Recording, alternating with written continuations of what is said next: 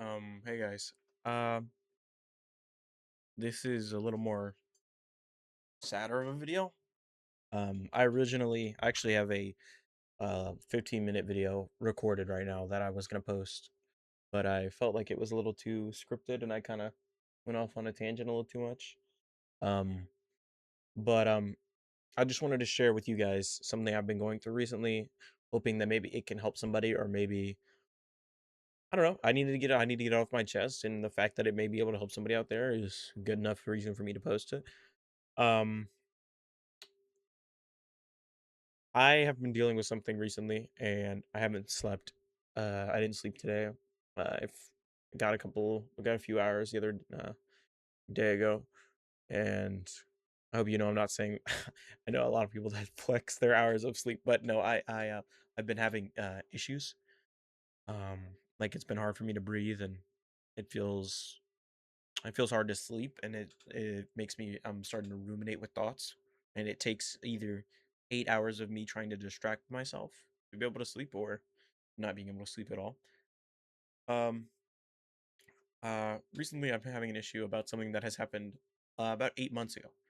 I lost one of my best friends in the entire world. um I won't say his name, just for, I guess, privacy reasons. But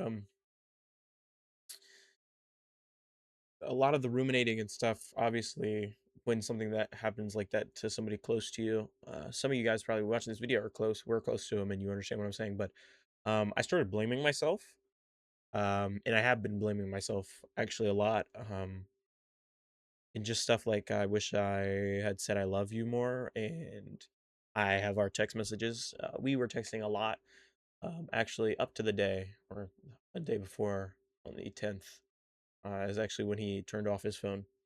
um, Yeah, he had already deleted all social medias and stuff. Somebody with better detective skills than me probably would have been able to tell that. But yeah, I've been dealing with the struggle of blaming myself a lot. I have a lot of texts.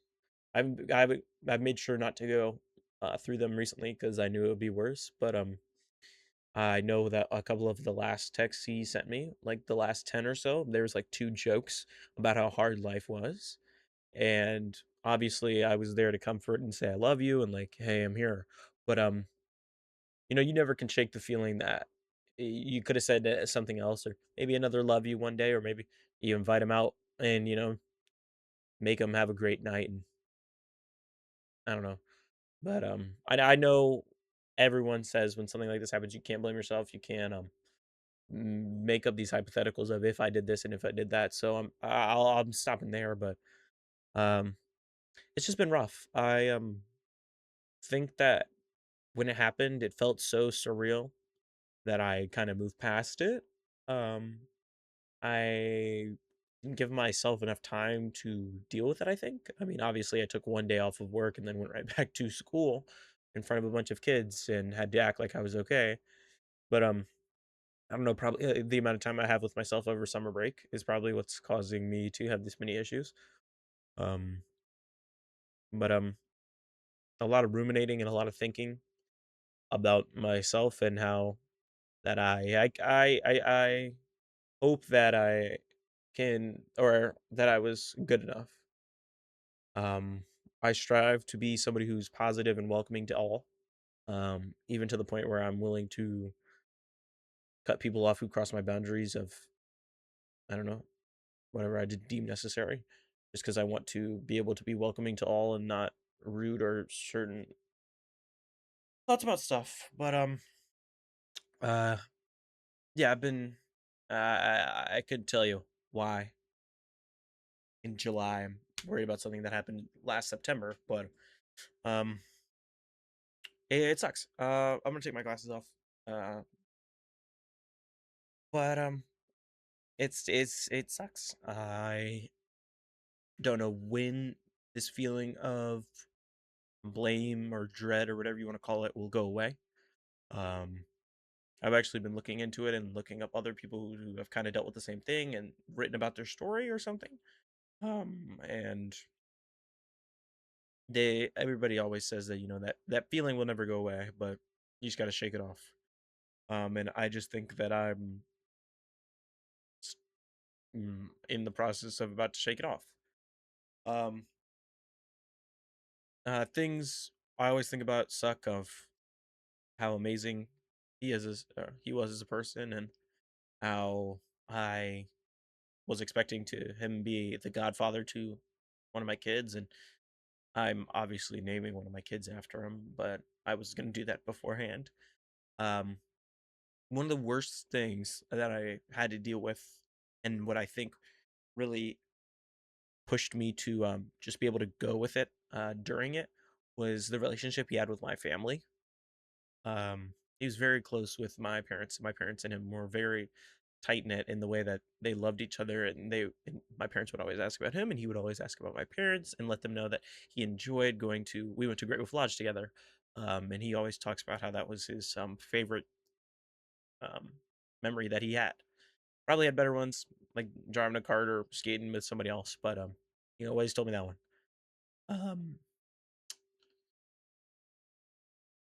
I can't say that I'm not losing sleep over this, and I know I'm really late, and I know this is crazy to make a YouTube video about it, and I feel awful to do it, but I am doing this, get it off my chest, and also it's my YouTube channel. I can post what I want. But I don't know. I know I'm gonna just probably yap and for another like 3 minutes or something, and probably say the same thing over and over again, and I apologize. But I feel I I I feel like I don't know, like I missed something. Like I missed my chance, or I missed my moment to help someone. And it sucks. It sucks. And especially trying to be on the path to be a better person, and to set a role model, not to just the kids that I'm around every day, but to my friends, and hoping that they can, I don't know, learn something, even if I'm younger or barely older than them.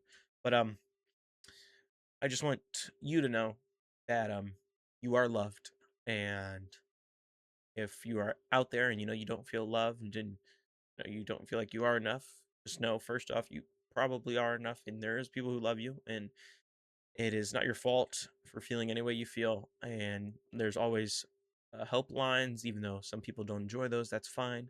But there's people out there who are willing to listen and hear. Obviously, I'm always willing to listen and hear. I I also wasn't able to be too sad. Well, I was able to be sad, but at the funeral, um, his father sent me a message and told me to send out, not invites to the funeral, but where it's going to be and when, so that people could come. And I felt like that was such an important duty, and getting it directly from his father, who I messaged and called for a couple of weeks on end. It felt very serious, and when I did post those and people asked for the picture so they could post it and send it out and stuff, and I was just there was a lot of people in that room that I didn't like, obviously, and I know he didn't like, and such is life. That's how funerals might go. But um, I don't know. I think I was too wrapped up in maybe anger towards other people, rather than the actual sadness I was feeling. Um, I was crying pretty bad last night. I was like, I literally, I was hard to breathe. But I'm hoping to get through this, and hoping that this goes away eventually. With the same thoughts, that maybe getting things off my chest like this and talking to people, and maybe even getting the help that I need, can help me move forward and move through this. And I hope you know that if you feel like you need help or something, you can absolutely get help, and there are free resources everywhere. And I know that you watching this are most likely my friend. I want you to know that I have obviously talked about how I'm losing sleep and crying a lot, but I am fine. I'm going to be okay. Um, I realize maybe I need to check in on people more often.